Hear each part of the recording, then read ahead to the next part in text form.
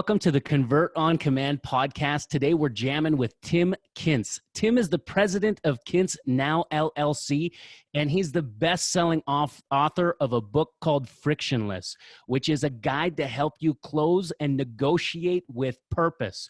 Today, that's going to be the exact focus of our topic. Without further ado, this is Tim Kintz. Tim, how are you doing, man? Yeah, I'm doing great. Thanks for having me.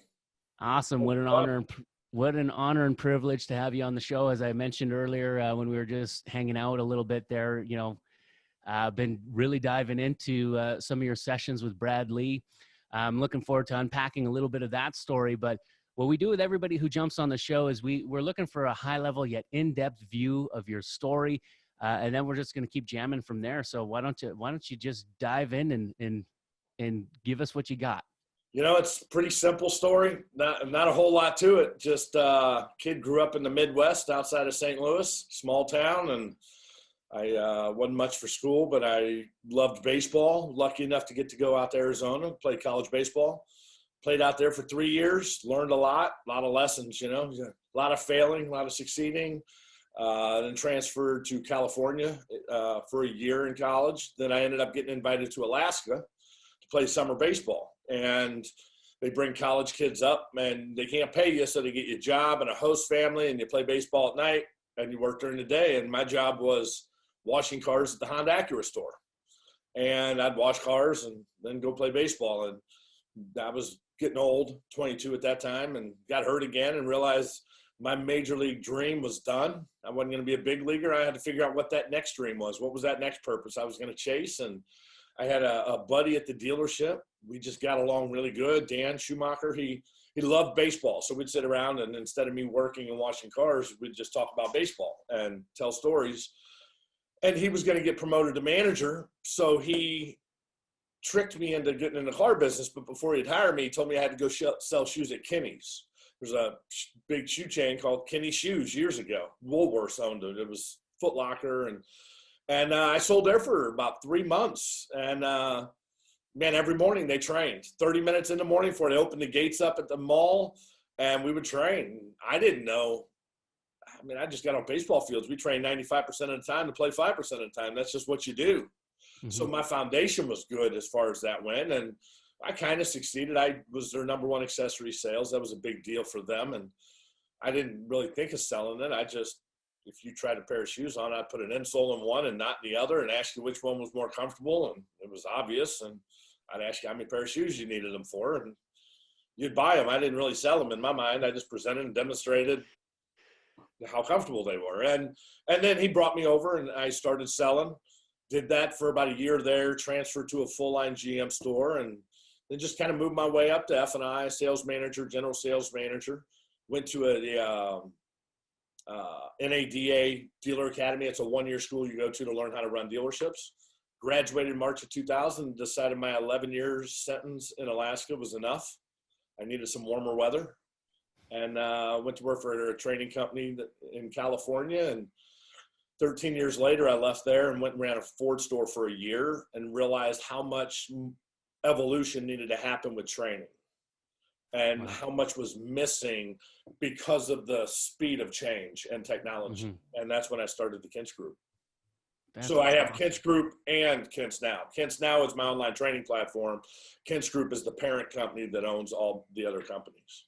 Got it. Understand. So I don't know if that was 30,000 foot or 5,000 foot, but that's powerful though. Cause there's, like you said, it's simple. Really, I worked hard. I kept an open heart and open mind. From a leadership standpoint, I listened to my leaders, what I needed to do. I needed to go back, and I was told to go take a sales position over here before I could get a position over here. That prepared me for the next step. I didn't know what was really necessarily going on. How many people of us feel like we're like, oh, what's next? We're living with this fear and anxiety of what's going on when the reality is if you just live right here and now, guess what? You're being prepared for that next season, whatever that season looks like, right? And you said that you took, your baseball training, the 5% of the time. How many of us are sitting there on a closing floor waiting for that little percentage of time that we can connect with somebody? And then what you also said is that, I didn't really sell anything. I just asked the right questions. Yeah.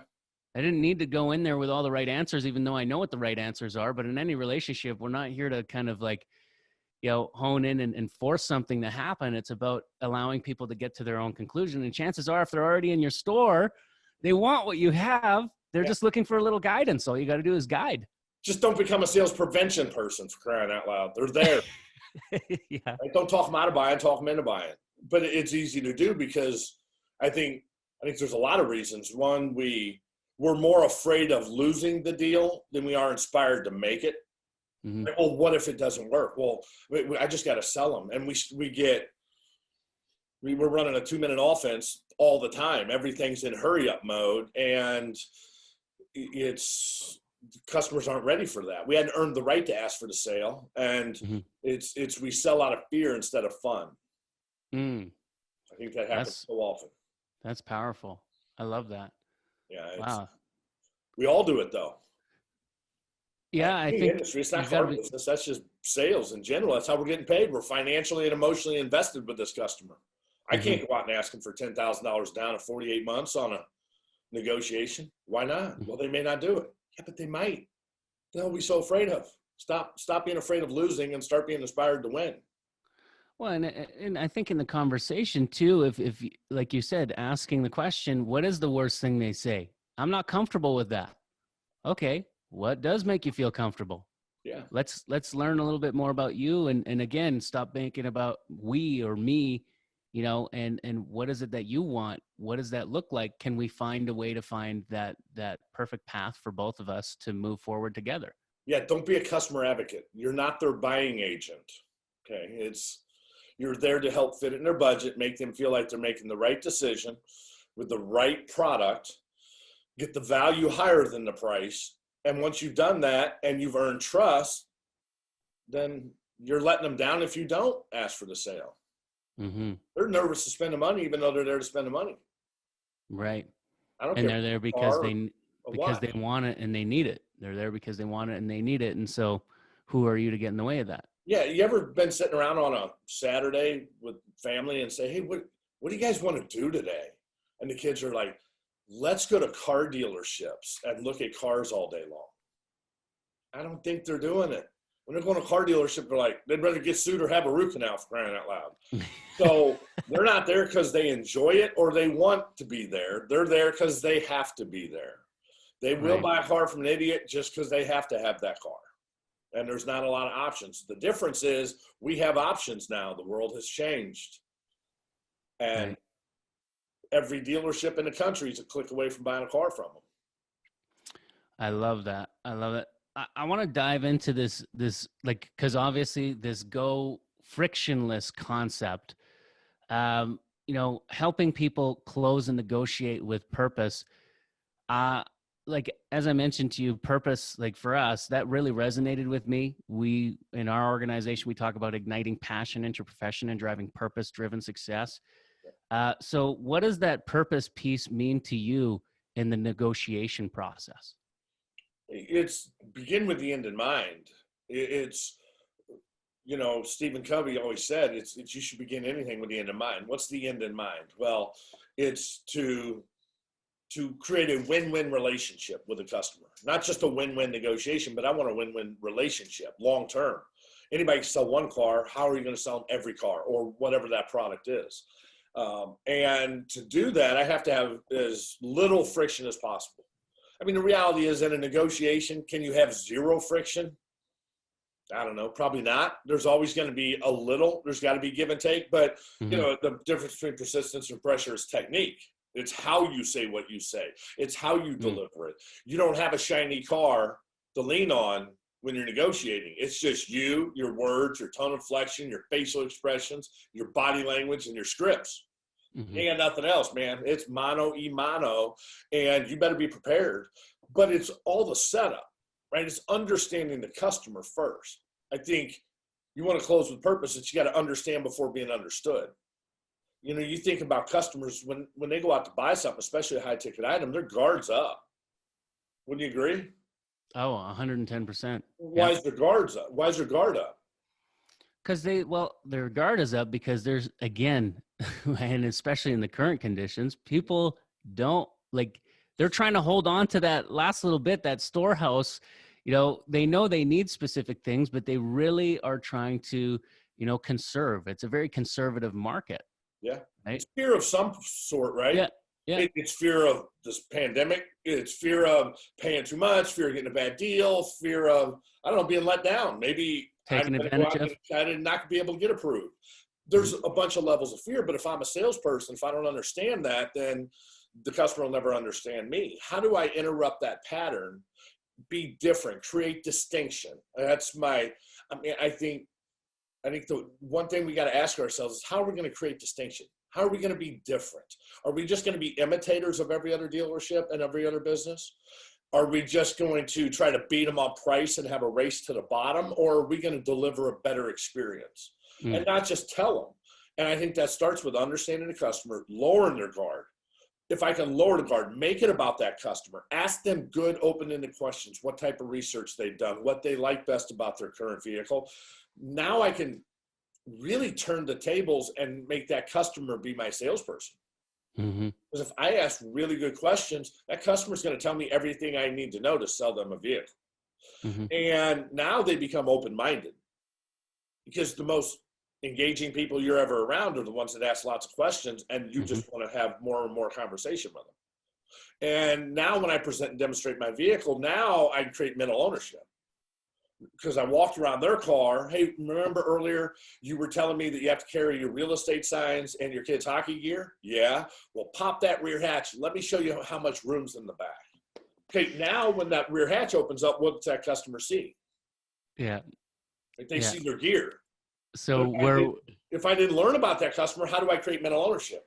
I love that. Yeah, actually, it reminds me of a conversation that I actually had with a salesman about, like, we were working with a Ford dealership, and they were working on their content, and they were showing us some of their YouTube videos. And this guy, who happened to be my cousin, I'm not going to name his name, but he's doing a walk around of the car, and he's pointing out all of the features of this car. Like, check out this thing. And then at the back, he actually lifted the gate and he says, and the back felt is made of some sort of honeycomb. And I'm like, whoa, bro, like, nobody cares. You got to talk about hockey. You got to talk about these kids. You got to talk about that family. You got to talk about the benefits of what this is going to do and how it's going to change their life, how it's going to save them time, how it's going to save them money, how it's going to, people make decisions, buying decisions based on how it's going to save me time, how it's going to save me money. Is it going to make me money? Like it's those kinds of decisions that you need to be able to answer those kinds of questions. So, well, I keep reminding that it's nowadays more than anything, all those wants and needs, all those features that you talked about. I mean, those just raise the cost. Every time you click on a feature, if you're building one online, click, I want panoramic sunroof, cha-ching. I want Apple Play, cha-ching. It's just raised the cost. I raise the value. And I explain it to salespeople, like, the customer comes on the lot and you have a blank white canvas. Your job is to paint that customer's life on that canvas. So I'm going to walk around their car. I find out their kids play hockey, that they're in real estate, that they need a 7-passenger that has room, that they want something that looks good because it's somewhat of a status, that they also want better fuel economy than they get. So now they're painting this picture of their life. Now when I go present and demonstrate my product, now all my job is to paint my vehicle into their life because I found out about their life.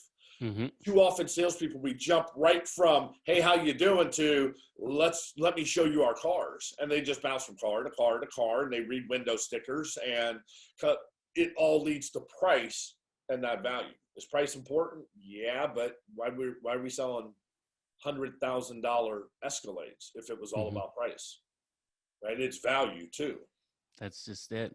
But I think when it comes to negotiating, I think the presentation demonstration is the most misunderstood and underutilized part of negotiating, because one of the golden rules is whoever cares least about a deal wins. Okay. And that customer needs to want to buy my product, no matter what it is, more than I want to sell it to them. Not that I don't want to sell it, but how do I get them wanting to buy it? Well, I paint it in their life. They took mental ownership. They already own this in their mind. It's like buying a house, right? You go out and get excited about the house, then you make an offer. Right. And that's what we got to get better at, especially in the car business. We're product presenters. That's different. We mistake mental ownership for volume of features. They ain't got nothing to do with each other. Right. No, I agree with that 110%. And you said something really important earlier, though, too, because when you build that experience, and if you're able to get to a point of building on that relationship, and that's another one of our cores, is that relationship is the foundation of everything that we do. We're going to take a people over profits approach. And if we do it that way, we're never going to make decisions based on only money in our hearts, which means that we're going to be able to connect on a deeper level. And in the long term, in the macro game, we're going to have a lot more success. So this isn't just about one buying decision, but retaining now.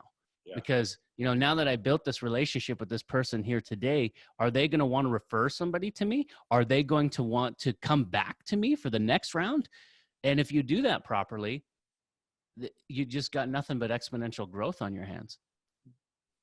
That's properly is the challenge, right? Are we delivering an exceptional experience that it's like I talk about in the book Frictionless that, and off the top of my head, I'm maybe a little off on the numbers, but in 2018, in our service departments in the U.S., there was $394 billion spent on vehicle repairs and maintenance in the U.S. You know how much of that was spent at car dealerships? $65 billion. Okay, so I'm not good at math, but that's roughly, 85% is being done at third-party independent repair facilities. So they basically stole $329 million from us, the car dealerships. Right. Why did that happen? Well, I'm old enough in the car business to remember when Jiffy Lubes and Quick Lubes started popping up everywhere. And they didn't take them serious. Service departments were like, well, you don't even know what kind of oil they're using. You got some 18-year-old kid changing your oil. And before you know it, they stole business based on price and convenience, right? Early on. Now you look up 20 plus years later and it's like, what the hell happened? Well, what happened is we didn't change. We didn't evolve. Our service departments are run virtually the same today as they were then. I mean, they look better computers. They got tires stacked everywhere. Yeah, it looks better, but the process is the same. Service advisor, he opens up an RO, dispatcher gives it to a mechanic. They give back the repair order, goes back. It takes too long. It's a pain in the ass. We didn't change. We lost $324 billion, 320 plus billion. And why was that okay? Dealerships don't go broke because they don't sell enough service. They go broke because they don't sell enough cars. Right. They started charging more to the new car department and used car for reconditioning. Well, I believe we're at that same pivot point right now in sales as we were service 25 years ago, because there hasn't been options for me to go out and buy a car. Well, you have your Chevy store and maybe another one an hour away or 30 minutes away or whatever it is. But they're both going to suck and take 4 hours to buy a car, and it's still going to be the same process, right? And that's always been your choice as a customer. Now, every dealership's a click away, and we have non-traditional competition in the state. Carvana, they sell a car, never touch you, never see you, anything, and ends up in your driveway. Amazon, wait till they jump in. So what are we going to do now to guarantee that we're delivering such a great experience that when that customer gets options, they're not going to consider them? And that does come down to the service, because pulling people in with the service aspects of things and giving them an exponential experience leads to further sales down the line. And it's interesting to me to hear this because it's so true. It's kind of like what happened with Netflix and Blockbuster. Where's Blockbuster right now? And they were originally going to be ones that could have invested, and they passed on it. Well, in their defense, they passed on the mailing DVDs. Right, that's what Netflix was then, and then they had to pivot and figure out what their vision was and where the future's going. But you're right, they didn't see the future. They didn't have the leadership to call the future. Wayne Gretzky said it best: "Is good players skate to where the puck is, great players skate to where the puck's going to be." So the question is, where's the puck going to be, and what are you doing to get there? Or are you just following, and the view never changes to get to the puck? That's being an imitator. That's not creating distinction. You think of service. The future of service is not me going to a dealership and sitting there for 2 hours to get my service done. I don't even want a loaner car because that still takes me 20 minutes to get there, 20 minutes home. I got to do that 2 times. That's the future is concierge service, picking your car up, delivering your car back to you. It all being done through text. It's Jeff Bezos spent a lot of money to convince us that we can buy everything with a click of the finger, right? This, Mhm. everything being mobile changed the whole world. So And how are we optimizing that? yeah.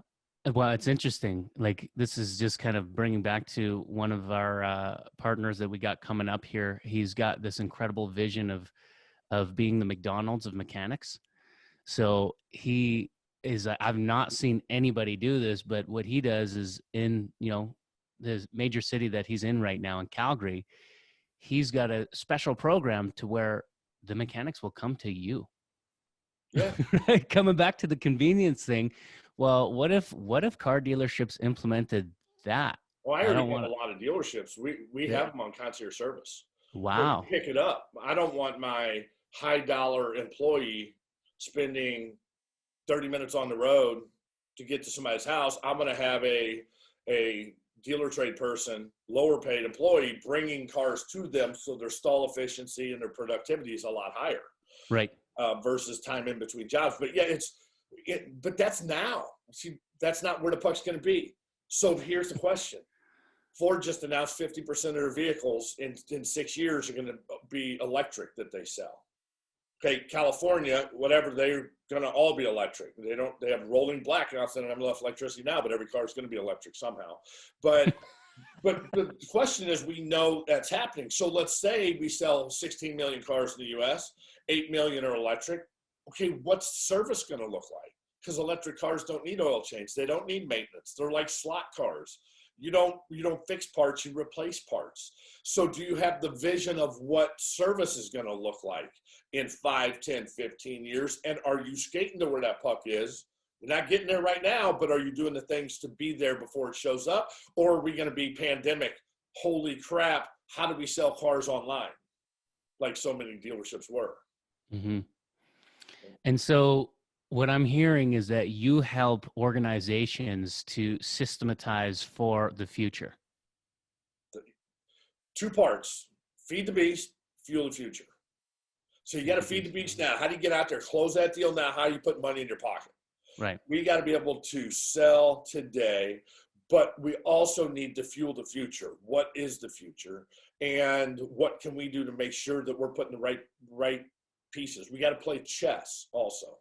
We got a game of checkers going on over here for feed the beast. Got a chess going on over here for fuel the future. So it has So in to a be lot of ways you help with front end and back end systems.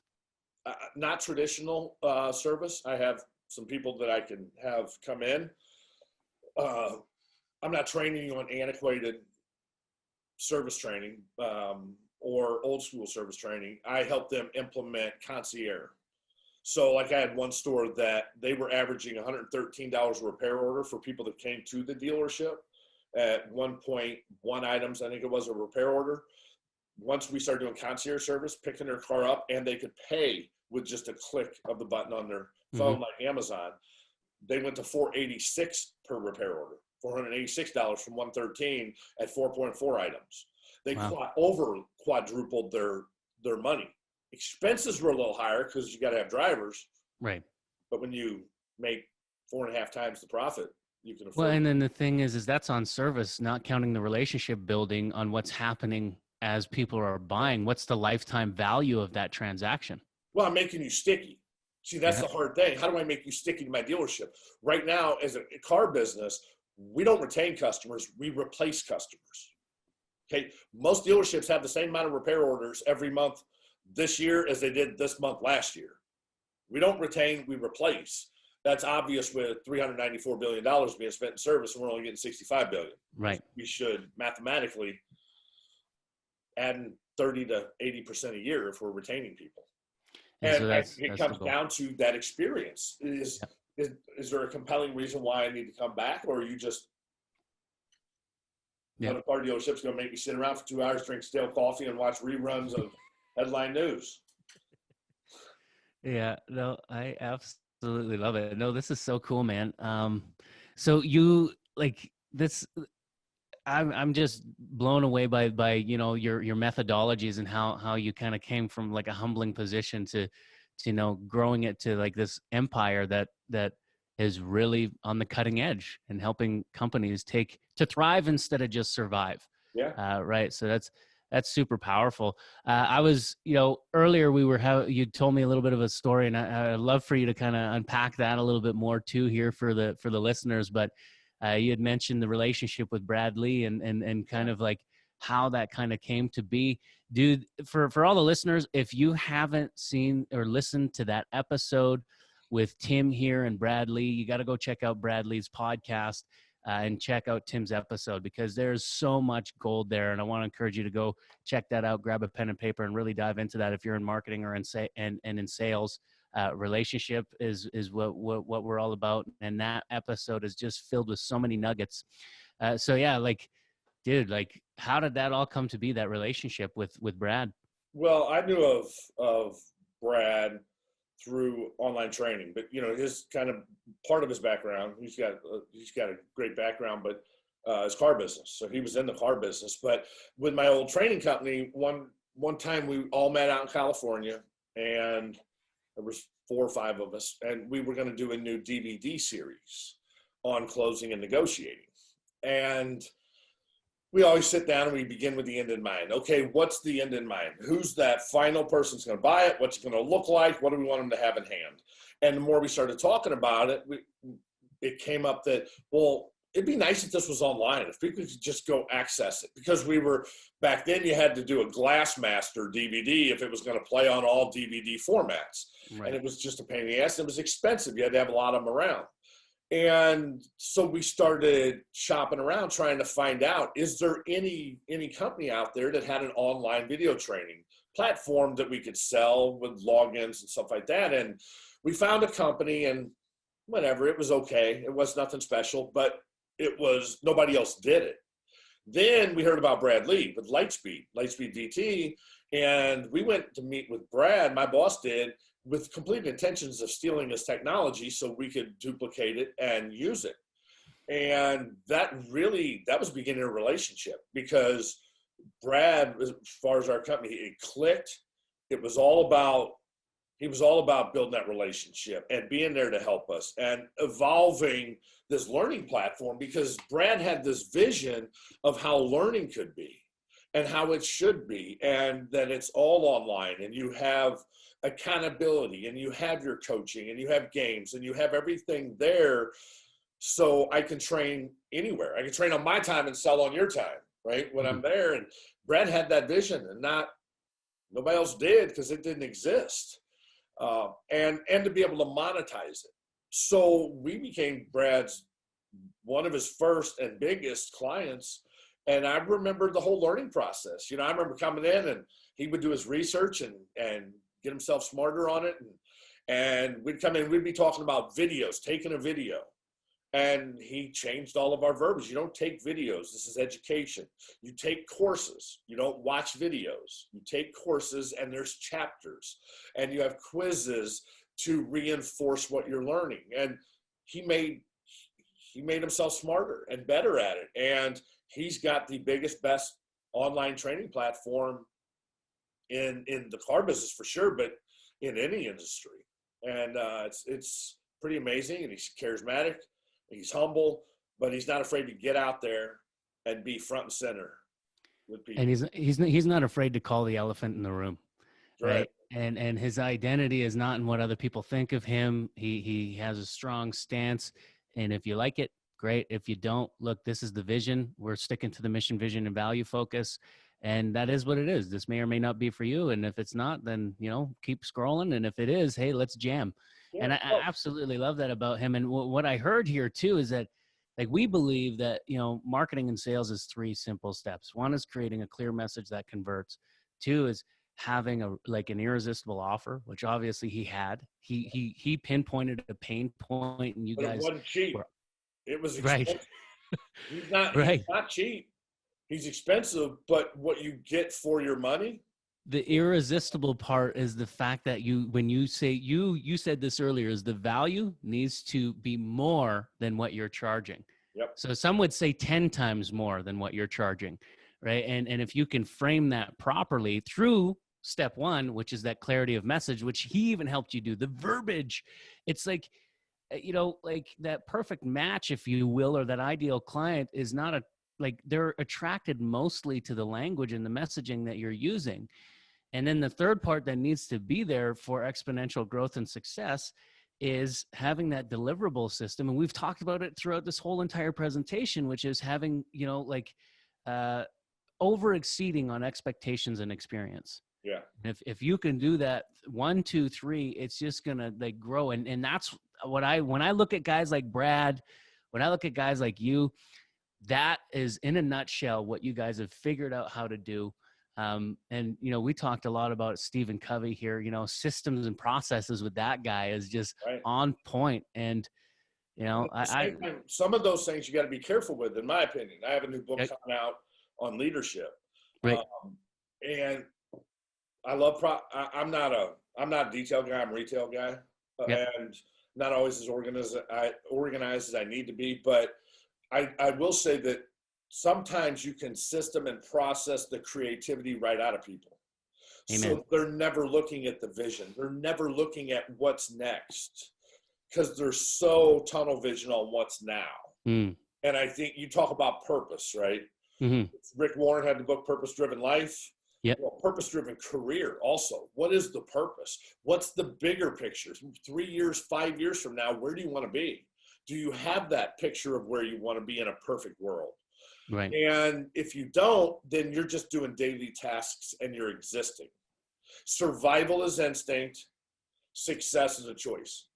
Amen. We all woke up this morning and success was not our instinct. It was, I need to eat, drink, take a leak, right? That's survival.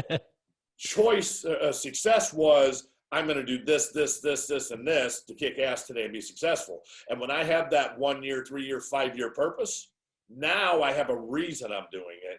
Because if you just chase money, you're never going to catch it. But if you chase a purpose, the money will catch you. That's awesome. I love it. This was going to actually be my next question for you is I understand that you do have an element of systems and processes with what it is that you take to these organizations. Okay. And so how do you also implement the individuality? Because you use the word creativity. Yep. How do you encourage that individuality? Because somebody needs to be able to look at a system and process. And even Stephen Covey says this from a mission, vision, value standpoint. People need to be invested into that on their own. They need to have their own.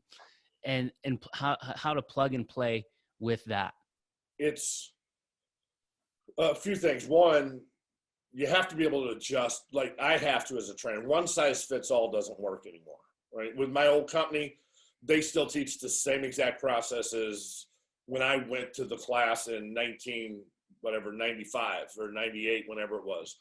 You got to be able to take your process, put it into the dealership and make it work. There's going to be some adjusting. You get a lot of vendors that want you to fit your process into theirs instead of them fitting their process in yours. Everything doesn't have to change. There are tweaks. I always say that we got to pick the things to work on that can have the biggest impact with the least amount of pain. Mm. We have to generate wins and victories before I get buy-in. If I go in to train salespeople, well, they don't know a better process because that's the process they're doing. They have to be sold, not told on this way. I have to sell them and not tell them this is what they need to do. And that's the hard thing for a trainer, consultant. They go in and here's your processes, follow this. This is how you're going to sell cars. Or here's your script, memorize it and go out and use it. Right. And I always say on scripts, look, I have to recognize it as being effective and say, wow, I like that. I'm going to learn it. So that's why my online platform, like Brad's, that's why it's so effective because they can see me roll through on hours and hours of scripts. Then I have to internalize it, right? I got to memorize that script. I can't make it my own. I haven't even memorized the words yet.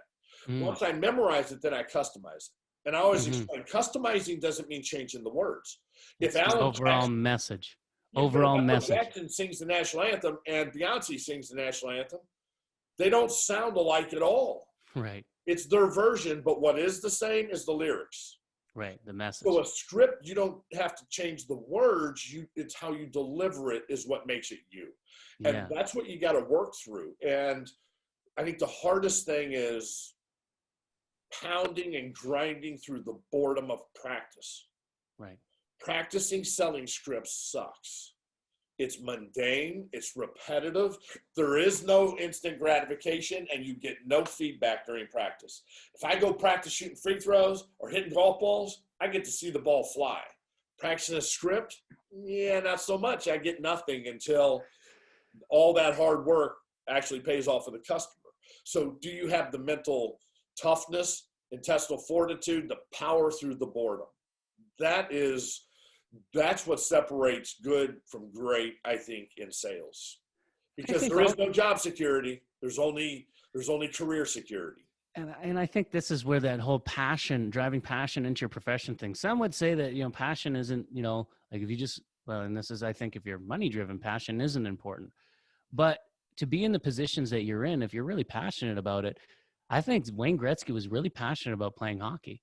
I think that the hours that he put in was actually fun. Like for me, I will go and I will build slides and I will practice a presentation over and over again because I'm envisioning the conversation. I love that process. And I think that, like you said, to have the fortitude, the guts and all those things, I think somewhere in there, you to be in those positions, you should have some sort of desire to be there. You should, but everybody doesn't, and that's where great leaders make the difference. Right. It's my job to create that passion in you. If I help you get better and I start getting wins and you start having victories and you start seeing success, success is defined multiple ways. Right. But if I start getting you more successful, and it goes from being a job to a career. It's not just over broke anymore. Now it's a career, and your skills are there. Then passion follows. Everybody doesn't have it, but do you have a leader that sits you down and helps you come up with a 3 or 5 year life plan, business plan? And if not, then you're a rudderless ship, and you go wherever the tide and wind pushes you. And we become a culture of complacency instead of a culture of fun, competition, and success. Right.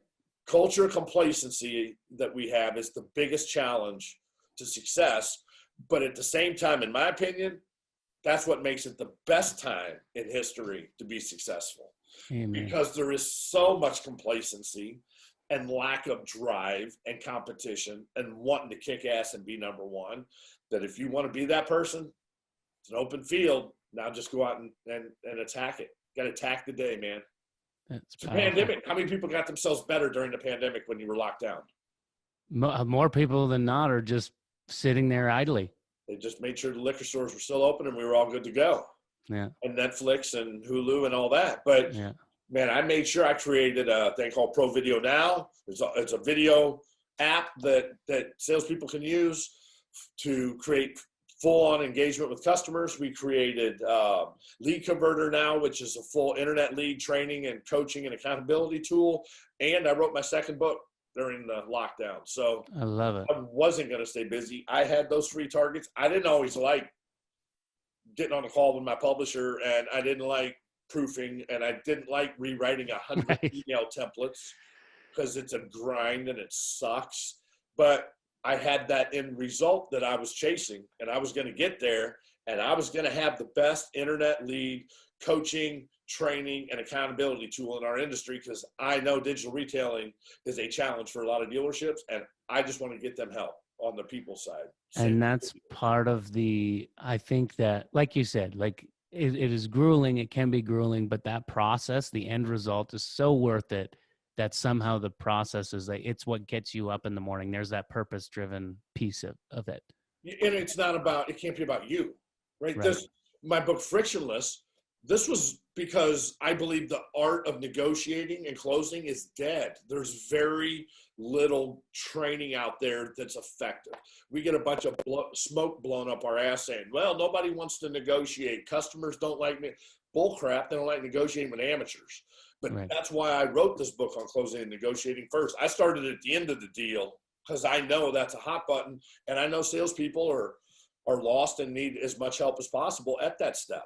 My new one, Fearless, it's all about how to develop teams. It's It's leading and managing unbreakable teams is the subtitle. And it's all about how to hold one-on-ones, how to train, how to spend time, how to manage your day, how to be a leader. And it's whether it's lead converter. I know how hard digital retailing is to create for a lot of dealerships. That's why I wanted to go there. Look, I'm not worried about the money. Money's going to take care of itself. I want to get this in their hands because once they start using it, they're going to love it and see, first, they're going to see how bad their process is. But second, they're going to see how it just gradually gets better and better with training and time.